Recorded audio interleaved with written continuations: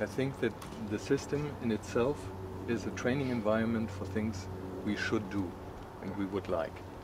To have this highly diversified network and to be able to share things worldwide, but it's more or less a challenge and you have to take it personally.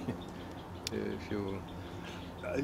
Yes, but it would also help to do it institutionally. I certainly agree with that.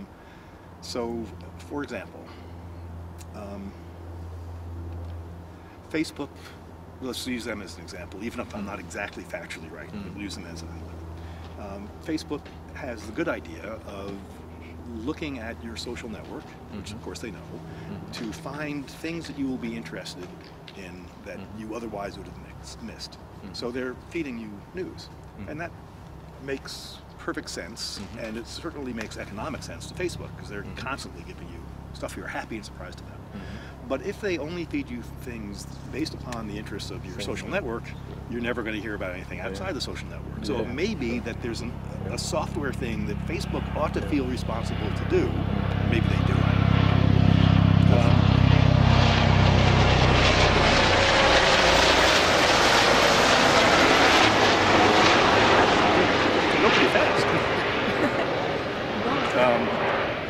So maybe Facebook should feel a social responsibility, and maybe they do, I don't know, to find not only things they are confident you're risk-free, you're going to enjoy the smiling cat photo, but find things that you will be interested in even though you would not have said you're interested in. You don't know that you're interested in this story that's coming from a part of the world you've never heard of.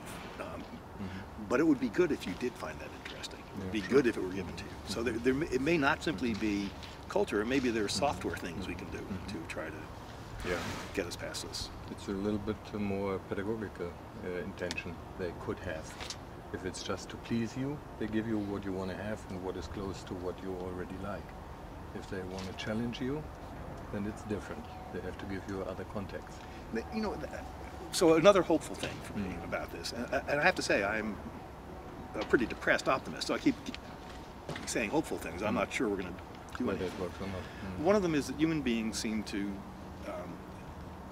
maybe this is a brain thing, I don't know, but we seem to like narratives. We like stories, and we'll listen to a story about a culture we never heard of if the story is interesting in one way or another.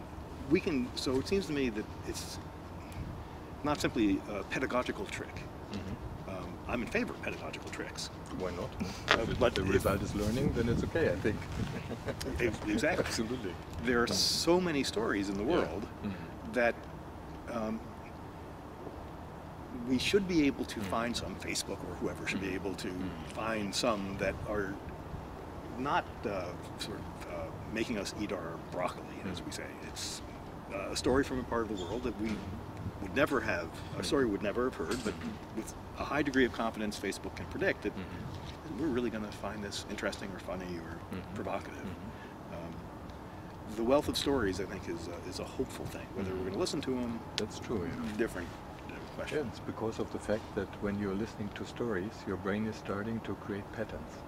And this pattern is the cultural asset you can get from someone. So to listen to a story, to create something like a more complex context, give you the ability to reduce complexity by pattern formation. This is what our brain really likes. And you know, it's very, for a person, it's very nice and very positive in feeling when you detect the pattern in something. This is this so-called aha effect, when you just in a moment get the point and reduce complexity. Therefore, to tell stories is absolutely great, but again the question, is it possible to tell a story when there is a hyperlink behind? When someone is leaving the pattern in a minute, because there's something close which is more interesting, which is louder or whatsoever. So you need time to tell a story. This is always the problem. So jokes would work. Yeah, jokes would work. Except that jokes cross-culturally are a big aha moment, but for jokes, and they're short, but it's so hard to tell jokes across cultures. It's almost always a disaster. This is what I really like with metaphors. If you give a person a metaphor, you get the point of the pattern without having all the details. And this is something our brain really is very good at, to transfer these things. The old idea from Bateson that the brain is finding patterns that connect. And I think this would be a great thing when we can share patterns by using such an intercultural network.